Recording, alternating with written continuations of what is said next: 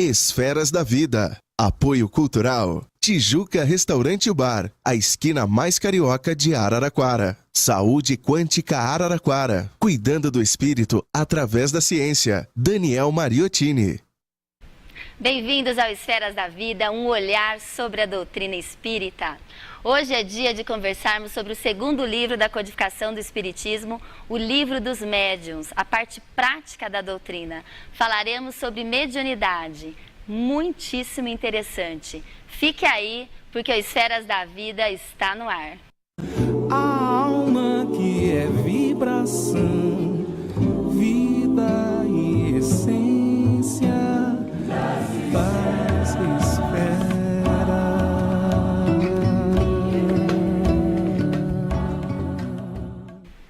Que maravilha! Eu fico encantada sempre que eu escuto a nossa vinheta, a nossa entrada, dá uma energia, uma força muito grande.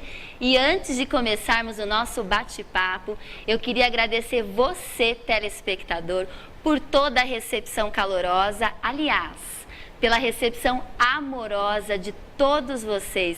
Recebemos mensagens do Brasil inteiro, WhatsApp, Facebook, e-mail, telefone da TV Cultura aí, tocando a mil. Então, muitíssimo obrigada. Estaremos sempre aqui todas as terças-feiras, às 10h30 da noite. E continue com a gente. Compartilhe, curta, mande seu comentário, que nós estamos muito felizes por todo esse apoio. E agora eu vou apresentar para vocês quem vai ficar aqui no nosso bate-papo. O convidado especial da noite é Gustavo Gandolfi, Gustavo César Gandolfi, advogado, espírita desde a infância, trabalhador e presidente do Centro Espírita Casa de Fraternidade Chico Xavier e também coordenador do NEP Francisco de Assis, aqui em Araraquara. Seja muito bem-vindo, Gustavo. Muito obrigado, Priscila, Arthur.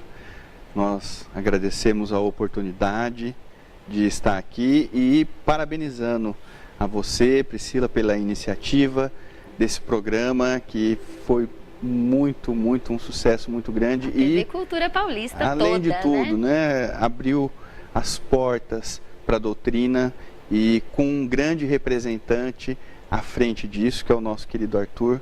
Então, parabéns ao Esferas da Vida. Muitíssimo obrigada. E estamos aqui novamente com o nosso querido expositor espírita Arthur Valadares, coordenador do NEP Paulo de Tarso, natural de Patrocínio, Minas Gerais e radicado aqui pertinho em São Carlos. Novamente, muitíssimo bem-vindo, Arthur. Obrigado, é uma alegria estar aqui mais uma vez. Que todos tenhamos uma noite muito proveitosa de reflexão. Com certeza. E semana passada, como eu falei para vocês, a gente teve uma conversa muito boa aqui, repercutiu bastante, recebemos muitas perguntas dos nossos telespectadores e a gente gostaria de iniciar, pelo menos, escolhendo 2 perguntas e respondendo para o nosso público. O Jefferson Esgarbosa, aqui de Araraquara, perguntou a semana passada por que Deus permite tantas tragédias no mundo. Bom, essa é uma consideração que o Espiritismo vai nos convidar a fazer de um ponto de vista mais elevado, olhando pelas perspectivas do Espírito. E quando a gente se eleva pelo pensamento e entrevê a vida não só como essa breve experiência de uma encarnação apenas, mas como um contínuo de várias experiências no corpo, como um contínuo indefinido nessa jornada ascensional para Deus, muito daquilo que nos parece agora um grande mal, grandes tragédias, para o espírito, são experiências muito necessárias ou experiências muito profundas no sentido de impulsioná-lo na senda do progresso. Muitas vezes na condição de expiações, de provações, é preciso lembrar a condição do nosso mundo que na escala dos mundos, na escala do progresso dos mundos, é ainda um mundo bem mais próximo do início do que das finalidades. Então, o mundo de expiação e prova é ainda marcado pelas aflições, pelas dores, em escala micro, em escala macro. Mas quando a gente as enxerga do ponto de vista espiritual, vendo essa vida que continua para além do corpo físico, muito daquilo que nos parece um grande mal é, na verdade, uma oportunidade de crescimento, de reajuste para os espíritos que passaram por essas experiências que aqui no mundo nós chamamos de tragédias. Entendido, espero tê-lo ajudado, Jefferson Esgarbosa.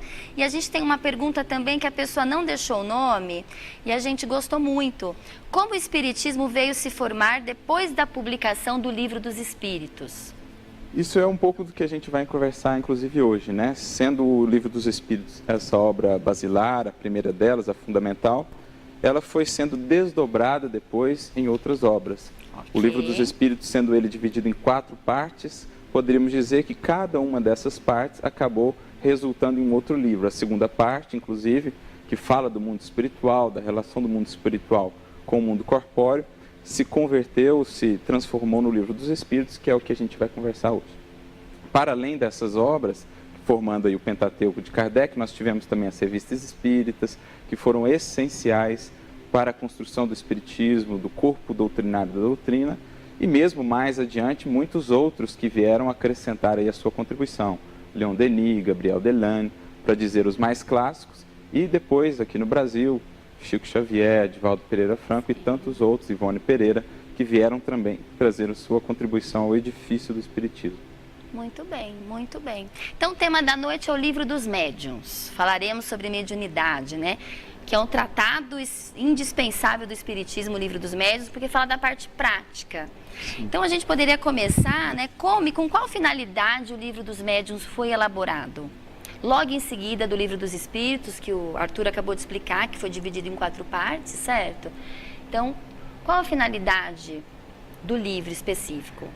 Na realidade, o Livro dos Médiuns, antes do lançamento do Livro dos Médiuns propriamente dito, nós temos o lançamento na própria introdução do Livro dos Médiuns, Kardec diz que houve o lançamento do Manual Prático de Instruções aos Médiuns e que aquela edição havia se esgotado e que também ele não reimprimiria em razão de a necessidade de complementação de mais informações que foram sendo obtidas pelo próprio Kardec nos trabalhos de observação, de entrevista com os espíritos e aprimoramento daquilo. E logo em seguida, logo adiante, ele vem e publica o Livro dos Médiuns, no qual nós temos logo após o título, o destaque principal, Manual Prático para os Médiuns e aos Evocadores.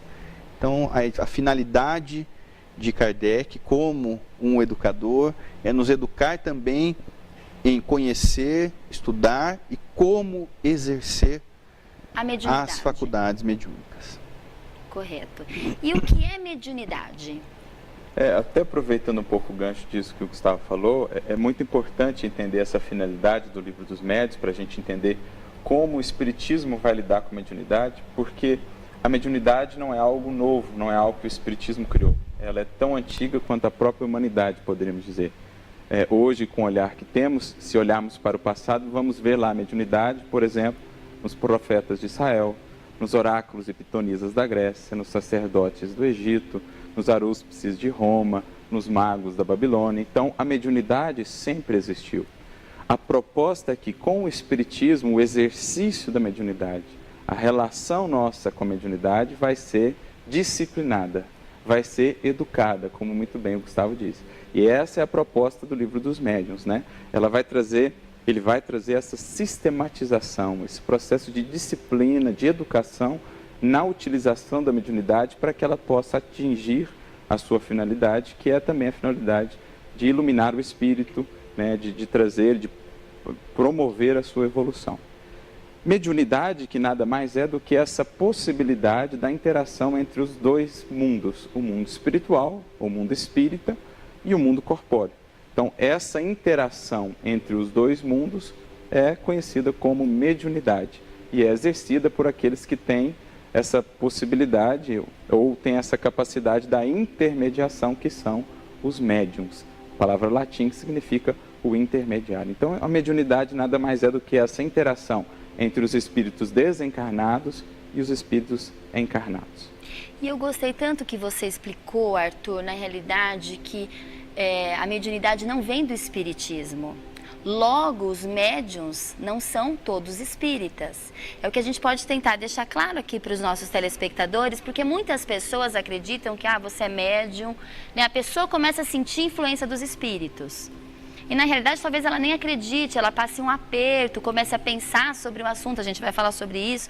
Então, assim, não são todas as pessoas que são médiuns que são espíritas. A gente tem que, né? Assim como antigamente a mediunidade existe há muito tempo, e os médiuns existem logo há muito tempo também, né? Sempre, né? Desde sempre. E Emmanuel tem uma definição sobre mediunidade que é maravilhosa. Ele diz que a mediunidade é a luz divina derramada em todos os povos, como prometido pelo Cristo, quando o Consolador, que já se faz em curso aqui na Terra. Exatamente. Ele retoma uma profecia de Joel. Né? Porque embora a mediunidade seja de todos os tempos, ela, digamos, teve uma explosão, uma maior abrangência a partir do advento do próprio Espiritismo. Como nós conversamos no programa passado, com todos aqueles fenômenos, com tudo que começa a surgir, nós tivemos, digamos assim, uma abrangência maior da mediunidade, por isso chamou tanta atenção, para que o ser humano, de certo modo, pudesse despertar para esse mundo espiritual do qual ele estava um pouco esquecido. Então, talvez seja o objetivo da mediunidade, se eu fosse perguntar para que serve a mediunidade? Um motivo é esse, né? Despertar o ser humano para essa realidade espiritual, mas digamos que o motivo central da mediunidade é mesmo educativo.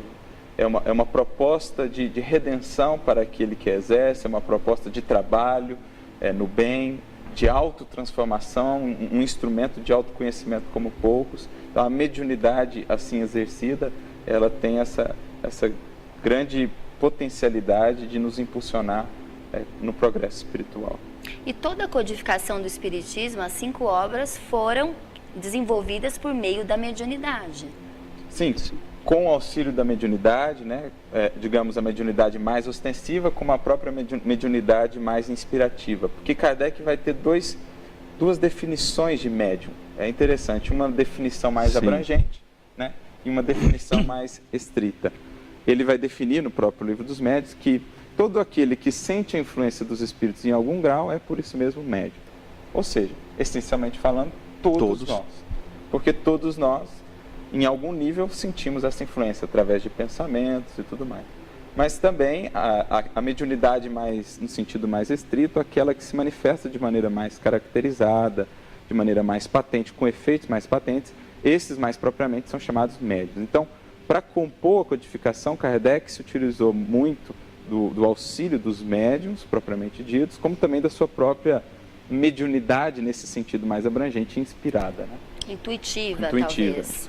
Então, quais os tipos de mediunidade? A gente já poderia falar, né? Porque existem inúmeros tipos. Gustavo? Sim, Kardec as classifica no Livro dos Médiuns como as mediunidades de efeitos físicos e as mediunidades de efeitos inteligentes.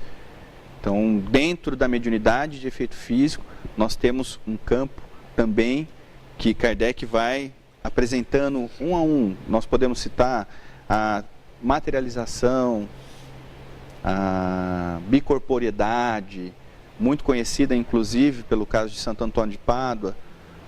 Né? Que era visto em 2 lugares ao mesmo tempo? Exatamente, isso no caso da Igreja Católica, né? em que ele estava pregando na Itália e absolve o pai que estava em Portugal. Esse é o caso de mediunidade de efeito físico, aquelas mediunidades que demonstram ou que se caracterizam por efeitos materiais, físicos. As pancadas, né, as mesas girantes. A gente conversou tanto das mesas girantes do século XIX, que foi o início, que foi quando Allan Kardec, né, quis entender o que estava acontecendo, se existia uma inteligência por trás daquilo. Sim, aí que ele percebeu, que aguçou, né?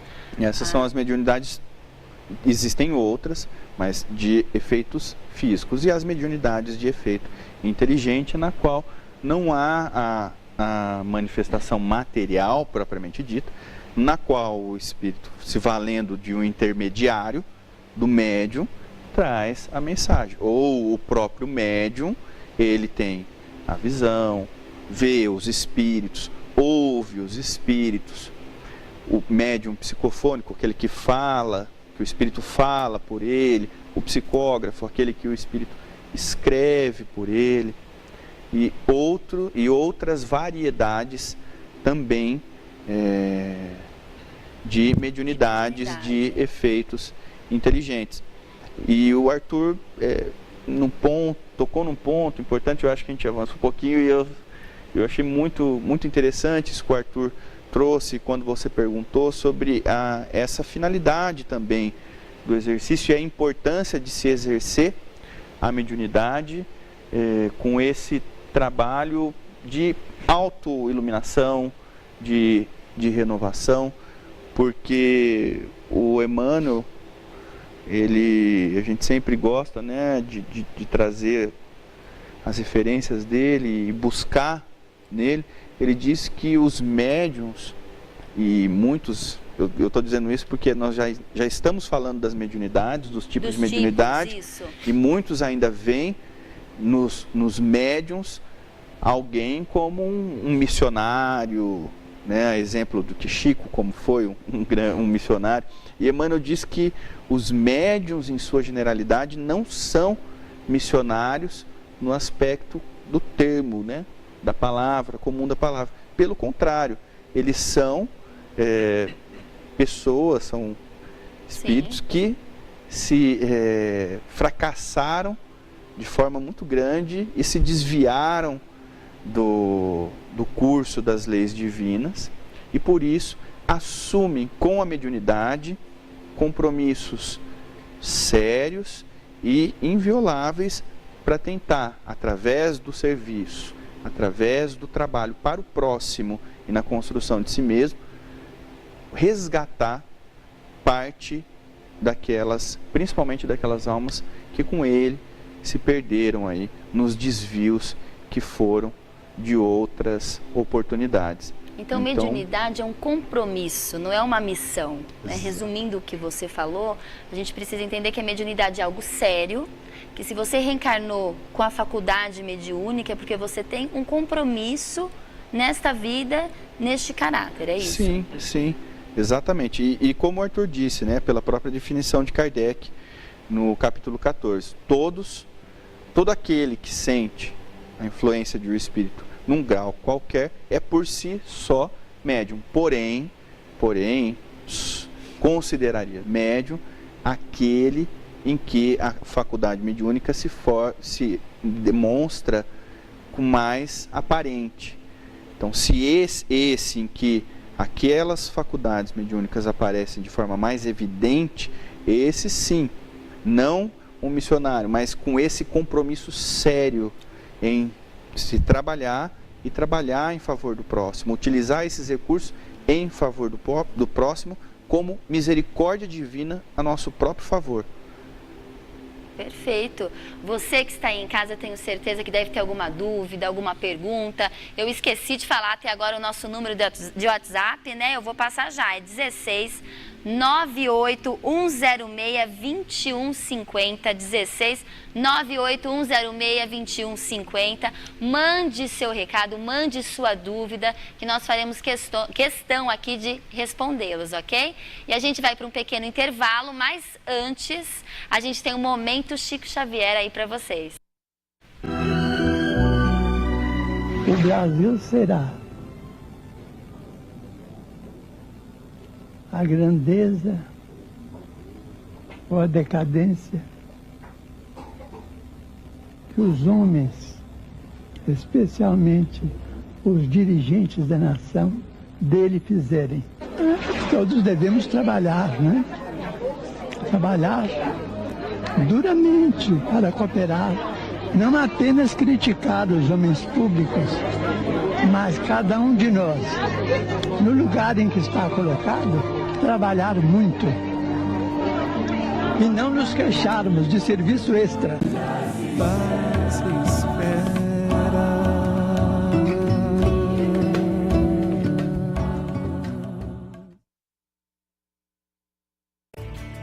Dicas Conexão Saúde.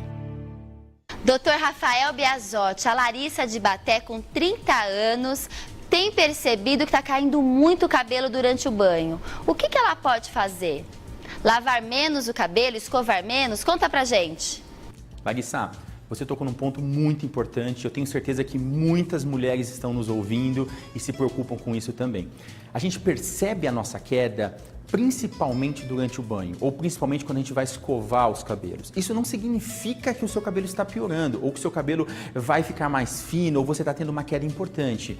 Muitas vezes a gente perde até 100 fios por dia. Então pode ser simplesmente uma queda natural do cabelo. O importante é você observar. Olha, eu tenho perdido de forma longa, uma quantidade grande, aí vale a pena procurar um especialista e conversar sobre o seu cabelo. Mas não, você não deve lavar menos ou escovar menos o seu cabelo. Pode fazer de forma natural, mas se você perceber essa queda maior e a piora da qualidade do seu cabelo, vale a pena a gente conversar um pouquinho sobre isso.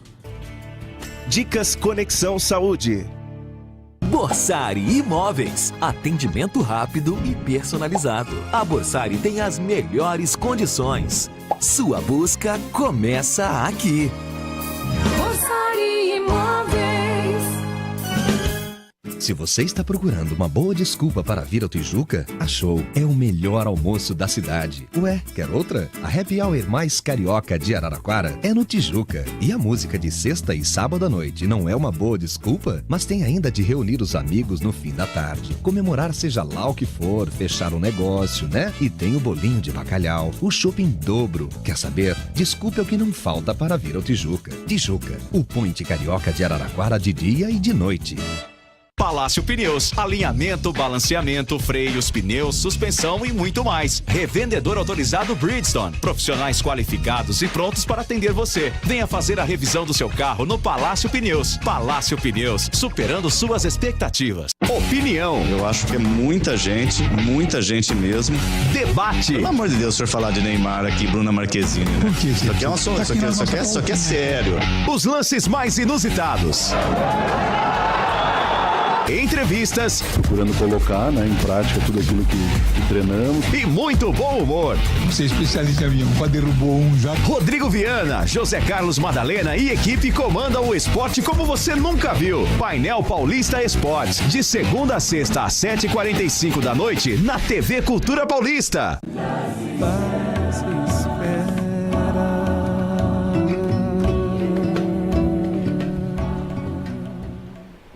De volta às Esferas da Vida, e eu tenho uma dica para vocês hoje.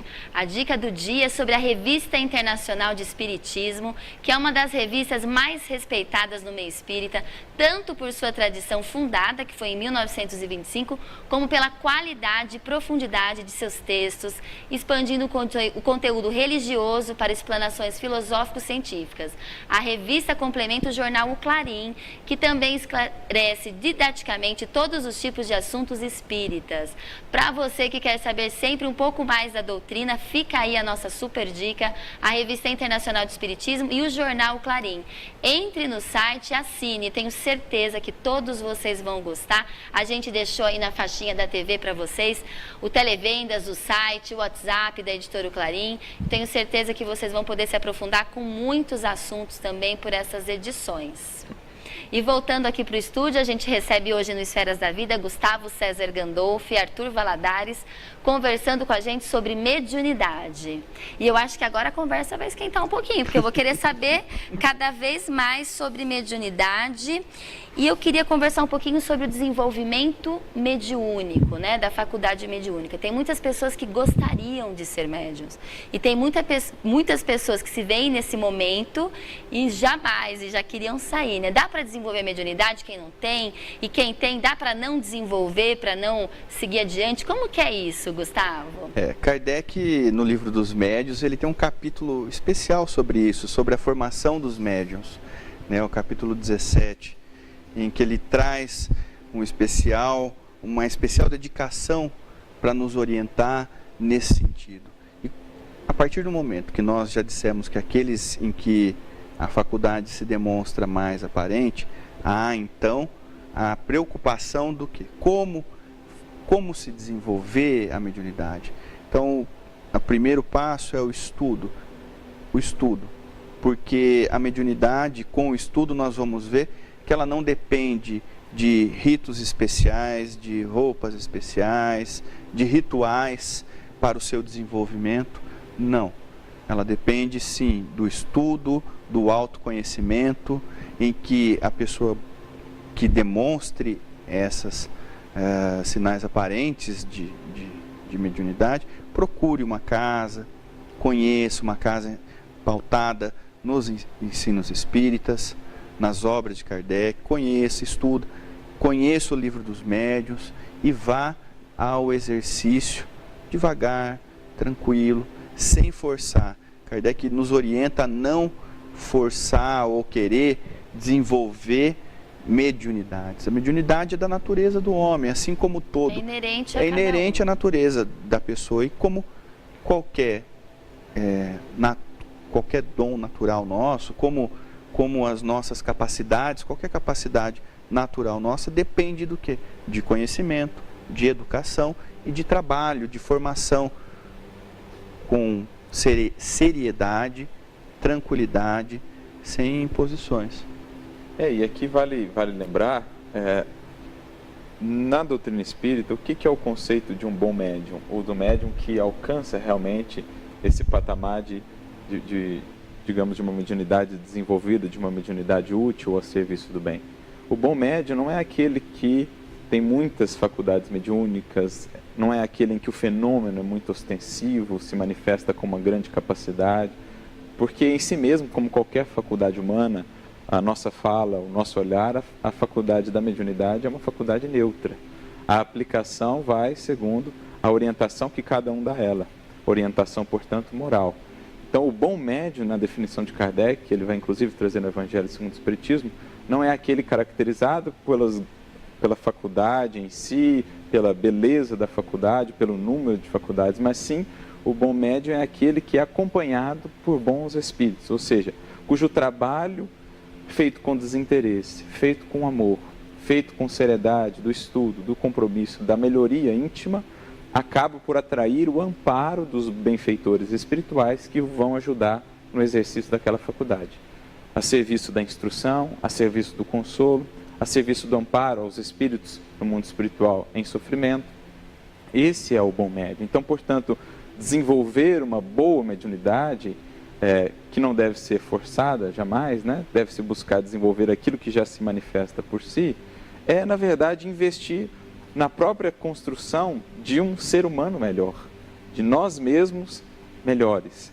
Isso é desenvolver a mediunidade na expressão, no sentido mais profundo do termo. Não há uma fórmula específica para isso, um ritual específico para isso. Então, é sempre preciso a gente frisar isso para que a gente não confunda a ostensividade, a capacidade mediúnica com o fato de a mediunidade ser boa ou não, estar a serviço do bem ou não. A gente pode afirmar que todo médium deve exercer sua mediunidade ou não?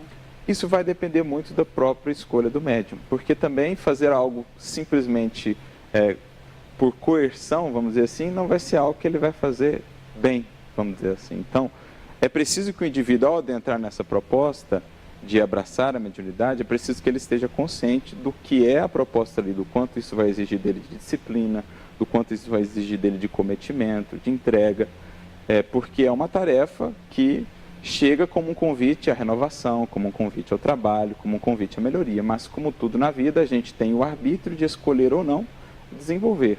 E claro, as consequências que daí surgem e variam para cada caso, segundo cada circunstância, são as consequências das nossas escolhas.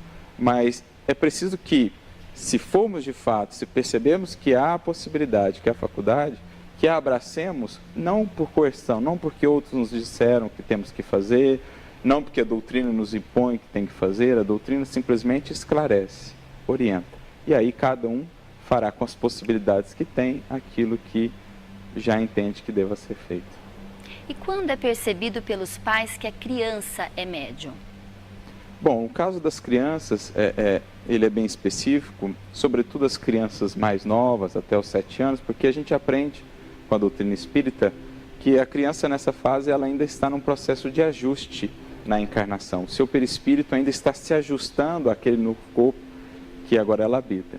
Então, muitas vezes, ela como que vive uma vida dupla, ela está meio que ainda entre os dois mundos de fato. Então, ela tem uma sensibilidade, ela tem uma percepção mais aflorada.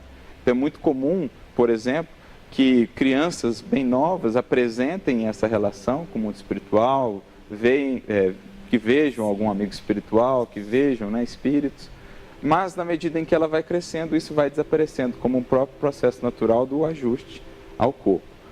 Mas a gente recomenda sempre, e isso não dá para estabelecer orientações assim gerais, muito específicas, sim, né? sim. Porque cada caso é um caso, mas a recomendação é sempre, se houver essa possibilidade, essa abertura, procurar uma casa espírita, onde ali um dirigente poderá dar uma orientação mais específica sobre aquele caso, né?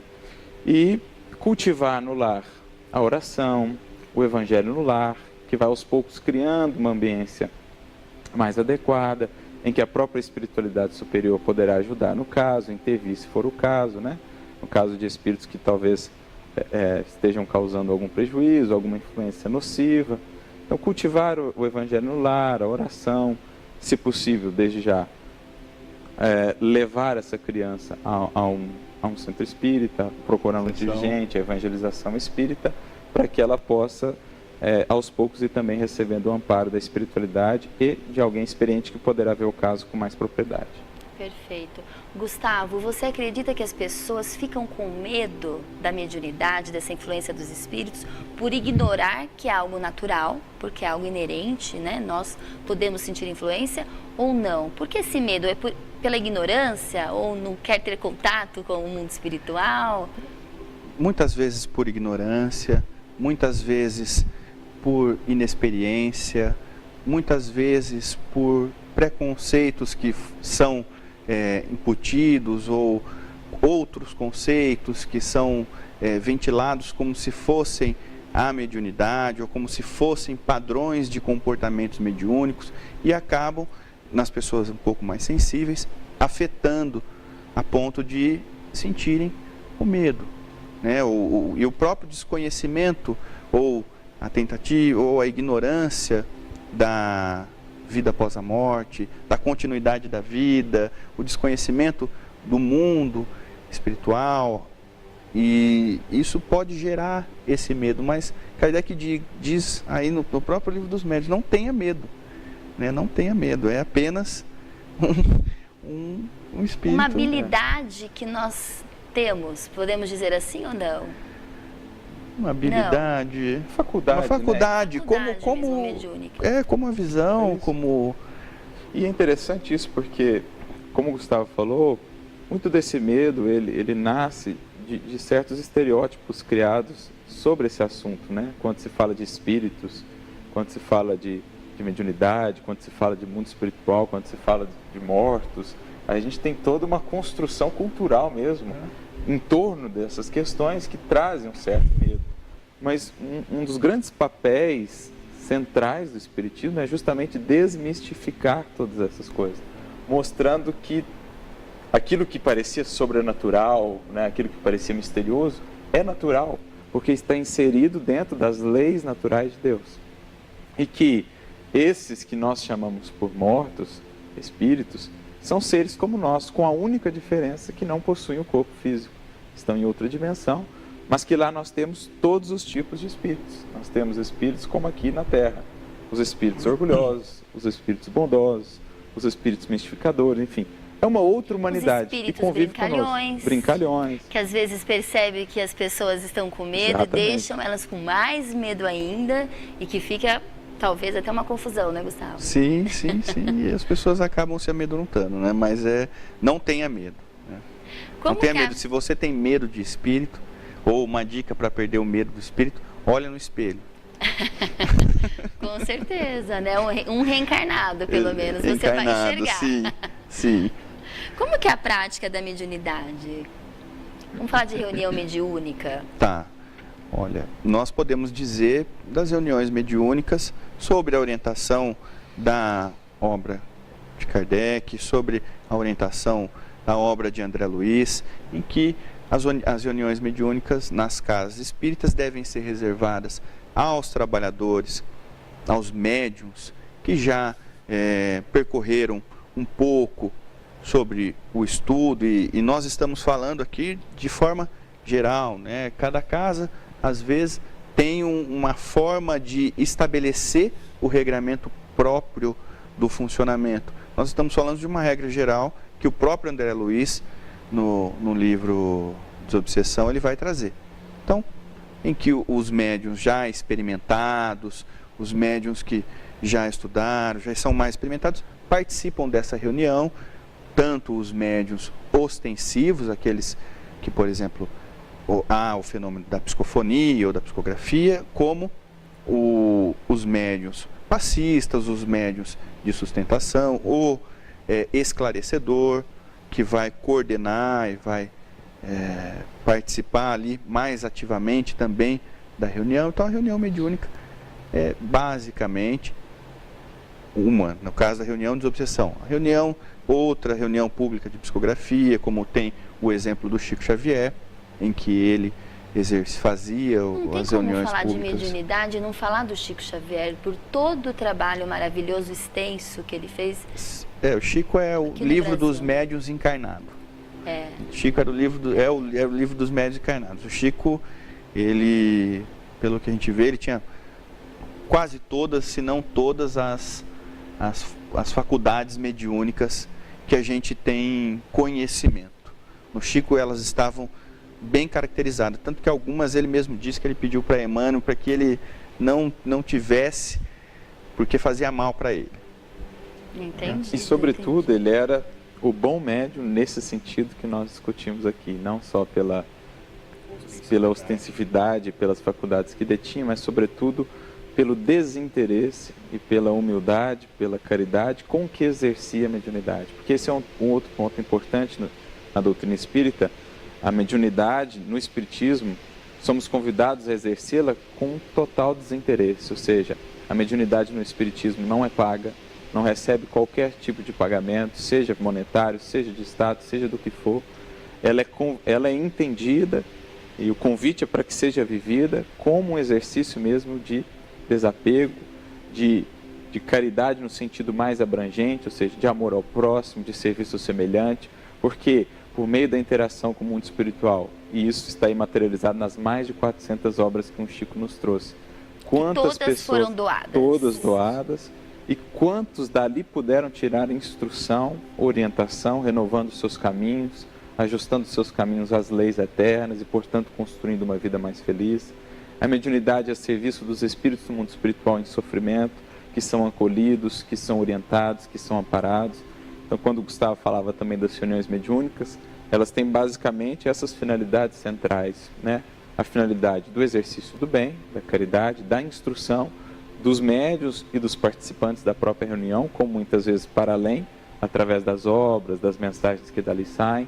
Tem esse exercício de acolhimento e de amparo aos espíritos que no mundo espiritual estão em condição de sofrimento, que são acolhidos e orientados. Então, nesse sentido, o Chico foi esse bom médium no sentido mais profundo da expressão. Com certeza. Agora eu quero saber, você aí de casa, se você está mandando mensagem aqui pra gente, pro Esferas da Vida, no 981062150. Eu vou dar uma olhadinha aqui no celular para saber se a gente está recebendo muitas mensagens. Sim, estamos com muitas mensagens. No próximo bloco a gente vai responder, a gente vai fazer uma triagem aqui com o Arthur, com o Gustavo, para poder respondê-los a todos. A gente vai para um pequeno intervalo e a gente já volta com mais Esferas da Vida.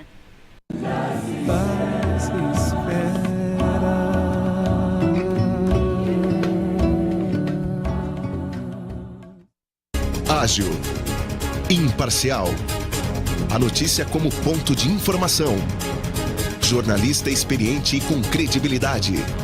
De segunda a sexta, às 18h45, Painel Paulista.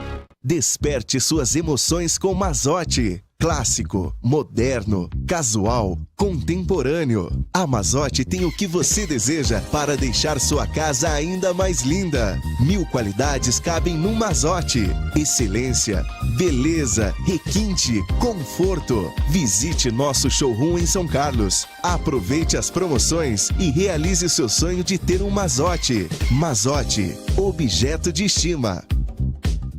Borsari Imóveis. Atendimento rápido e personalizado. A Borsari tem as melhores condições. Sua busca começa aqui. Borsari Imóveis.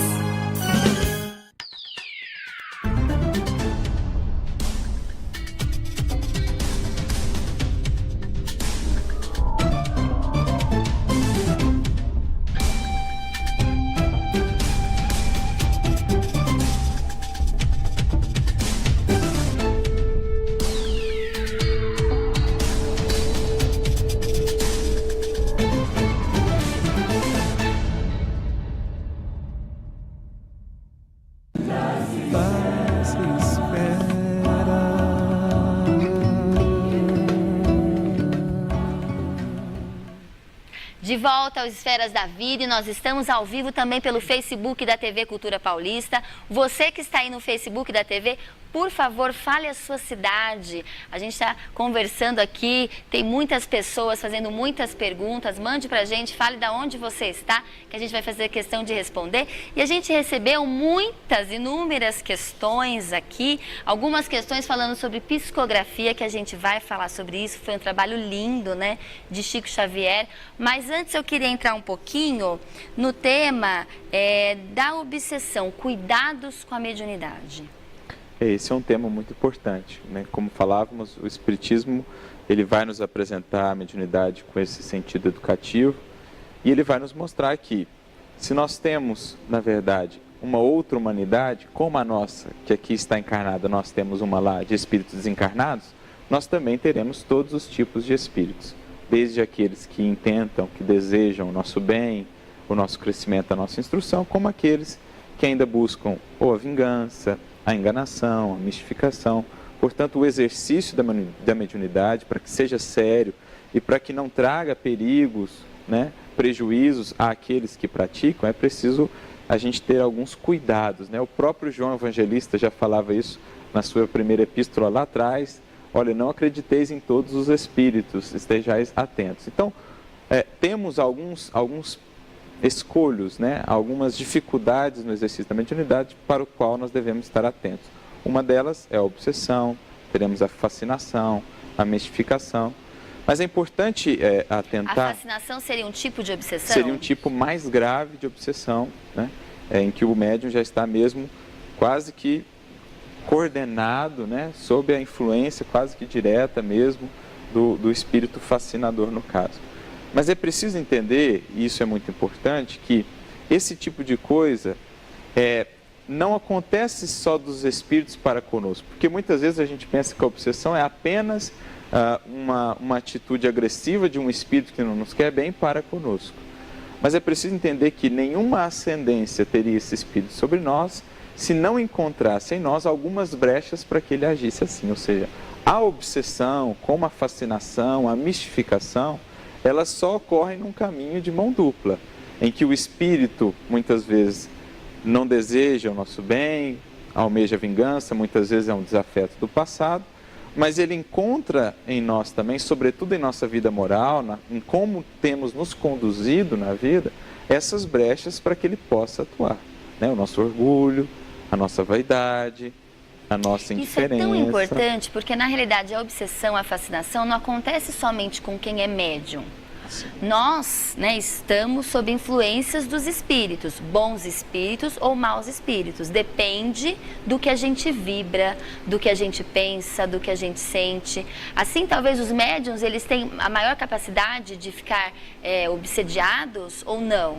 Eles têm que tomar um cuidado extra pela maior afinidade, mas como você falou, uma questão de sintonia, né? Todos nós somos médiuns naquele sentido abrangente. Quando no Livro dos Espíritos, mesmo quando Kardec pergunta se os espíritos influenciam na nossa vida, nos nossos pensamentos, eles dizem, muito mais do que pensais. Então, há essa influência para com todos. O médium tem uma sensibilidade maior, o que traz para ele maiores cuidados, mas todos nós devemos buscar cultivar sentimentos nobres, pensamentos nobres, que são a melhor e a única imunização contra influências nocivas de espíritos. Não adianta nenhuma outra forma de ritual, nenhum amuleto, nada disso adianta para com os espíritos. O que realmente adianta é uma vida mais reta, uma conduta mais nobre, sentimentos mais puros e pensamentos mais elevados. É isso mesmo, a gente tem que estar sempre vigiando, orar e vigiar, Gustavo? Vigiar e orar sempre. Vigiar e orar sempre. Realmente isso que o Arthur... E um outro ponto que a gente gostaria de também falar, especialmente no que diz respeito ao médium e o processo obsessivo. Porque o Arthur bem colocou a questão da vaidade, do orgulho, e às vezes o médium, por acreditar ainda que a mediunidade é algo espetacular, ou que ele está... ele começa a se sentir especial. Isso, exatamente. E o orgulho e a vaidade tomam conta. Exatamente. E aí ele abre campo para esses amigos. Então a influência moral do médium também é muito grande. E os caminhos tortuosos os caminhos tortuosos, o da obsessão simples, o da fascinação, até mesmo da subjugação. Então, valendo lembrar que, por isso também frisa-se tanto, né, no livro dos médiuns, Kardec vai falar isso ao longo de toda a codificação, a importância do exercício sério da mediunidade, com finalidades nobres. Por quê? A mediunidade, como falamos, você pode exercer ela com várias finalidades. Mas você vai atrair para aquela reunião o tipo de espíritos associados às finalidades que você tem. Então, se você está fazendo uma reunião com finalidades menos dignas, menos nobres, por exemplo, apenas por curiosidade, apenas para brincadeira, ou às vezes até com propósitos menos dignos ainda, você vai atrair aquele tipo de espíritos. E então é uma escolha sua. Você entrou naquela faixa de sintonia e os espíritos atendem esse pedido. E muitas vezes estão conosco até mesmo porque nós os atraímos. Porque às vezes a gente esquece, mas há obsessão no sentido inverso também. Sim. Não é só de desencarnados para com encarnados. Há obsessão de encarnados para com desencarnados. Como que seria, Arthur? Por exemplo, né, e isso tem relatos até na própria obra do André Luiz, o indivíduo está tendo uma vida moral não muito regrada, né? E ele vai, por exemplo, ao centro espírita. Quando ele adentra o centro espírita, pelas próprias proteções que ele temos, aqueles espíritos que o estão acompanhando, que foram atraídos por ele pela vida, pelos interesses Sim. que ele está manifestando, ficam retidos ali. Mas quando ele sai da casa espírita, ele mesmo já chama ou convoca aqueles espíritos porque eles criaram como uma espécie de simbiose, em que eles se retroalimentam daqueles vícios, por exemplo, que ambos nutrem. Então, há um próprio processo mental de vinculação, de conexão do encarnado para com os desencarnados. Então, é importante que a gente pense nisso, né, no papel que... O encarnado pode sentir falta do obsessor? O próprio não é como se não é sentir falta, mas o próprio, o fato dele ter ido ao centro, mas continuar tendo o mesmo padrão de pensamento, o mesmo padrão de comportamento, o mesmo padrão de vida. E essa relação fluídica estabelecida, essa conexão estabelecida entre aqueles espíritos e o próprio médium, acaba por si só, como se um imã, atraindo-os para a mesma condição a antes, quando ele, como se não tivesse ido até o centro. Então, é muito importante o nosso comportamento, o nosso pensamento, para quem está em casa realmente deixar claro, se a gente gosta de bebida alcoólica, que tipo de espírito será que a gente vai atrair? Quem gosta de bebida alcoólica, né? Dependendo de... A gente atrai o que a gente emana, não é isso? O que a gente gosta, as nossas afinidades. A gente podia falar um pouquinho das cartas psicografadas, desse trabalho do Chico, do que acontece hoje também no Brasil, aqui em Araraquara, um pouquinho, né, Gustavo? Falar do trabalho da psicografia do Chico Xavier, nós poderíamos ficar um ano todo falando, porque como o Arthur já disse, são mais de 450 livros psicografados, isso no que diz respeito às obras, aos livros, e aí propriamente das cartas consoladoras, as cartas ditas consoladoras, eram aquelas reuniões em que aqueles que se despediram, tiveram a separação momentânea dos seus entes queridos, iam até Uberaba e procuravam o Chico, e o Chico, às sextas-feiras, geralmente, às sextas e, se eu não me engano, aos sábados também, de determinado horário, a tal determinado horário, recebia ali as mensagens daqueles entes que desencarnaram. E o Chico recebeu... O grande mensageiro do além, né? Sim, o grande carteiro, né? Mas, assim, são milhares, é incontável o número de cartas que o Chico recebeu. Essas cartas se transformaram em livros, né? Primeiro modificaram histórias, se transformaram em livros, em documentários, enfim. E hoje o trabalho continua, né? Então nós temos outros médiuns que fazem esse trabalho das cartas consoladoras, da psicografia das cartas. Esse trabalho foi um trabalho tão... Ele foi uma caridade tão forte, porque as pessoas que perdem seus entes queridos, principalmente as mães que perdem seus filhos muito pequenos, foi feito até um filme, né? Chico Xavier, As Mães de Chico Xavier. É tão importante, porque às vezes a revolta Não é, Gustavo? Sim. As pessoas se revoltam de perder uma criança, não têm confiança no futuro, né? No futuro espiritual, não acreditam no futuro espiritual. A dor nos afeta de muitas formas. A dor nos afeta demais. E às vezes nós, naquele momento ainda, estamos num processo de conhecimento, num processo de amadurecimento e nos envolvemos com a dor de forma mais profunda. Então nós não podemos diminuir nunca a dor daquele que teve o ente separado, especialmente da mãe, do pai, que perdeu o filho, que teve a separação com a morte do filho recém ali. Mas o Chico, o trabalho das cartas, ele era... de esperança, né? Você preenche, recomeça a esperança nos corações dos familiares, porque das ele mães. trabalha a dor, ele trabalha o consolo, esse trabalho de consolação, porque o Chico, ele, com os livros, ele nos esclareceu. E Emmanuel teve essa preocupação de trabalhar a educação, como o Arthur disse, do espírito, em todas as esferas da vida, tanto comentando o Evangelho, tanto comentando o livro dos médiuns, tanto comentando o livro dos espíritos, tanto comentando outras obras, tanto falando sobre a formação dos mundos, tanto falando sobre o próprio Brasil, enfim, Emmanuel teve toda essa preocupação, sempre coordenando. Eu digo Emmanuel porque era o coordenador responsável pela Faculdade Mediúnica de Chico ali. E depois desse compromisso, Chico estabeleceu esse outro compromisso. Ele foi além. Ele foi em busca de levar àqueles familiares o consolo, o remédio, digamos um remedinho um pouquinho, aquele remédio imediato, aquele que quando a gente raspa o joelho e fica ardendo, ele é como se ele colocasse a mão ali, a nossa mãe que limpa, trata um pouquinho, mas depois acalma um pouquinho a dor, mas depois o processo de cicatrização, o processo de cura dessa ferida deveria ser feito pela própria pessoa, pela própria construção íntima. E no Chico, nesse trabalho do Chico, nesse trabalho das cartas e nesse trabalho das cartas consoladoras, nós enxergamos isso. Nós enxergamos que é não um socorro, mas um consolo rápido, imediato, um acalento ao coração. Né? Acho que essa palavra é tão... E isso, um acalento ao coração daqueles que, às vezes, estão no limite do desespero. Para não...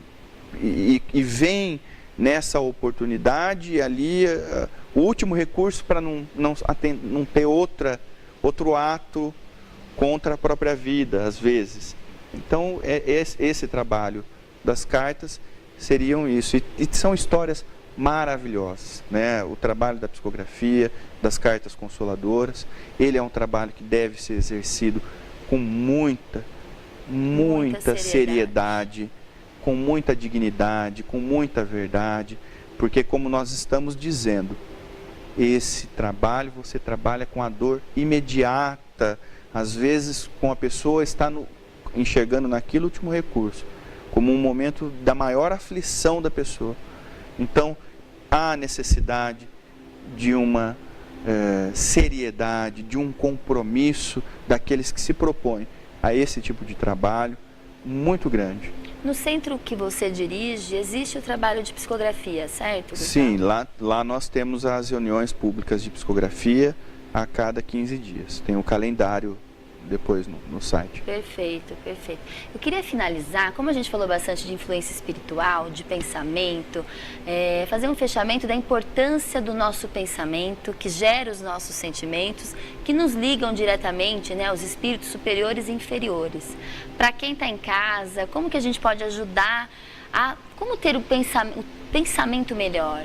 Como mudar a nossa faixa vibratória de pensamento? O primeiro recurso é, sem sombra de dúvidas, o da prece.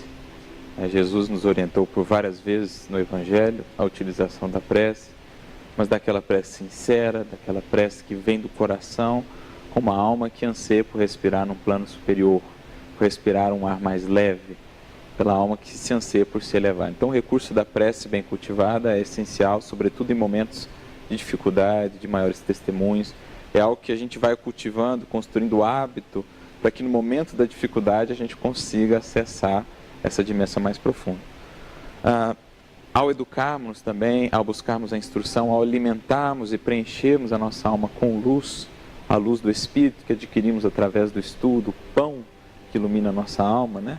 Jesus mesmo já havia nos dito, nem só de pão viverá o homem, mas de toda palavra que sai da boca de Deus, ou seja, a importância do estudo, de nos alimentarmos do divino, da meditação sobre as leis divinas. Isso aos poucos também vai criando em nós essa capacidade de nos sintonizarmos cada vez mais, com mais facilidade, às esferas superiores, sobretudo no estudo do Evangelho, que é um processo de conexão mais profunda com o alto.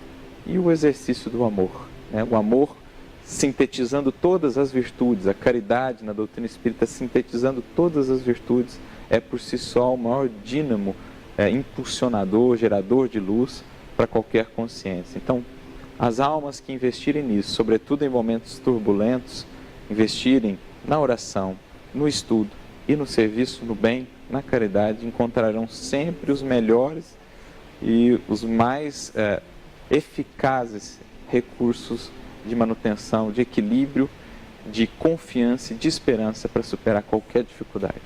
Querer dar o primeiro passo, porque eu tenho certeza que quando a gente quer, né, os amigos espirituais percebem e nos dão as mãos e a gente vai junto, né, Gustavo? Sim, isso que o Arthur disse, né?